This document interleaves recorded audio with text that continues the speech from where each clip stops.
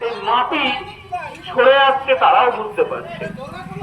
আজকে আপনারা নিশ্চয়ই জানেন আমাদের এই দেশে ভারতবর্ষে পশ্চিমবঙ্গের বিভিন্ন প্রান্তে এই পুণ্ডাক তো বটেই, বেকার সমস্যায় জর্জরিত যুব সমাজ বেকার সমস্যায় জর্জরিত। কিন্তু আমরা দেখতে পাচ্ছি কি দেশের জিডিপি বাড়ছে।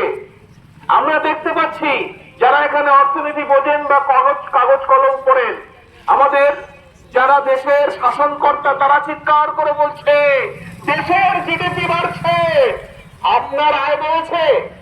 আপনাদের বলছি পুণ্ডাক বাজার বাসীবৃন্দ, ব্যবসায়ী বৃন্দ, আপনার কি আপনাদের আয় বেড়েছে? আপনাদের আয় বাড়লো, সেই আয়ের সঙ্গে সামঞ্জস্য রেখে আপনাদের যে ক্রয় ক্ষমতা, জিনিস কেনার ক্ষমতা বেড়েছে? বাড়েনি। আপনাদের আয় বাড়েনি। আপনাদের দৈনন্দিন জীবনের বেঁচে থাকার খাদ্য, বস্ত্র, শিক্ষা, চিকিৎসা, বাসস্থানের যে ন্যূনতম প্রয়োজনীয়তা কোন সরকার আপনাদের দেয়নি। কেন দেয়নি? আগের যে সরকার ছিল সেই সরকারও দেয়নি, বর্তমান সরকারও দিচ্ছে না। কিন্তু বর্তমান সরকার বলছে আগের সরকার সব ভুল করেছে, কংগ্রেস সরকার সব ভুল করেছে। তাহলে বর্তমান যারা শাসক দলে রয়েছে তারা কেন প্রতিটি মানুষের, আপনাদের প্রত্যেকের খাদ্য, বস্ত্র, শিক্ষা, চিকিৎসা, বাসস্থানের, চাকরির নিশ্চিততা দিতে পারছে না? কারণ জেনে রেখে দেবেন, কারণ এই সমস্ত রাজনৈতিক দলগুলো পরিচালিত হয় পুঁজিপতি, বড় বড় হাজার হাজার কোটি টাকার যে সমস্ত শিল্পপতি, যে সমস্ত ক্যাপিটালিস্ট, যে সমস্ত শিল্পপতি, পুঁজিপতি, তারা কি চাইবে? তারা চাইবে আপনার এই অঞ্চল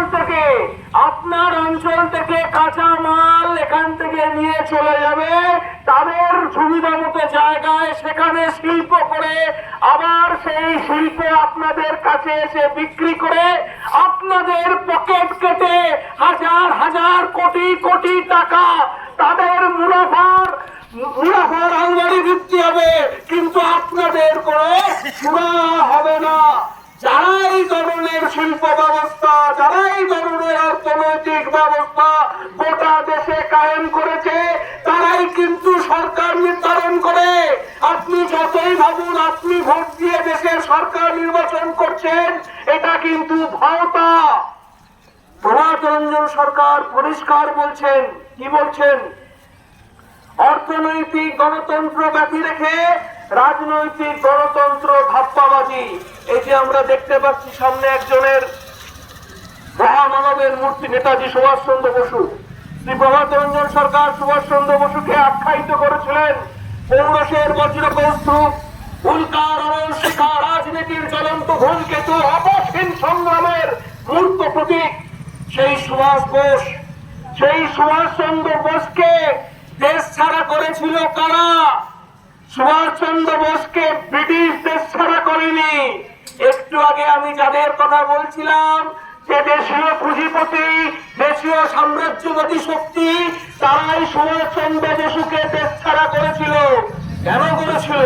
সুভাষচন্দ্র বসু যখন ছাত্র অবস্থায় ইংল্যান্ডে পড়তে গেছে, ইংল্যান্ডে পড়তে গিয়ে তিনি ভারতীয় ছাত্রদের সামনে বক্তৃতা করতে গিয়ে বলছেন এই ভারতবর্ষে যখন ব্রিটিশ সাম্রাজ্যবাদ এই দেশে শোষণ করছে, এই ভারতবর্ষে ব্রিটিশ সাম্রাজ্যবাদকে মদত দিচ্ছে দেশীয় পুঁজিপতি, দেশীয় সাম্রাজ্যবাদীরা। সেই দেশীয় সাম্রাজ্যবাদীদেরই নিয়ন্ত্রিত দল পরবর্তীকালে তৈরি হয়েছিল কংগ্রেস, আজকের যে শাসক দল ক্ষমতায় আছে। সুভাষ বসু এও বলেছেন এই দেশের প্রতিটি মানুষকে যদি উন্নত করতে হয় তাহলে শুধু রাজনৈতিক গণতন্ত্র দিলে হবে না, তাহলে তাদেরকে অর্থনৈতিক গণতন্ত্র পাইয়ে দেওয়ার ব্যবস্থা করতে হবে। কোন সরকার, কোন দল, কোন রাজনৈতিক দল আপনাদের কাছে এই বার্তা নিয়ে পৌঁছাবে না বন্ধুরা। কোন রাজনৈতিক দল আপনাদের কাছে অর্থনৈতিক উন্নয়নের বার্তা নিয়ে পৌঁছাবে না। আপনাদের সামনে শুধু বলবে চাকরি দেব, মদ দেব, মুরগা দেব, আর ভোটটা আমাকে দিয়ে দাও। আমরা কিন্তু আপনাদের কাছে ভোট চাইতে আসিনি। আমার যারা ভাইরা এখান দিয়ে যাচ্ছে, যারা এই অঞ্চলে এত সম্ভাবনা থাকা সত্ত্বেও যারা বাধ্য হয়ে টাকায় যাচ্ছে, যারা বাধ্য হয়ে বোকারোয় কাজ করতে যাচ্ছে, সেখানকার যারা স্থানীয় তাদের হাতে সেখানে লাঞ্ছিত হচ্ছে, আমি সেই সমস্ত ভাইদের জন্য বলছি, দুনিয়ার নীতিবান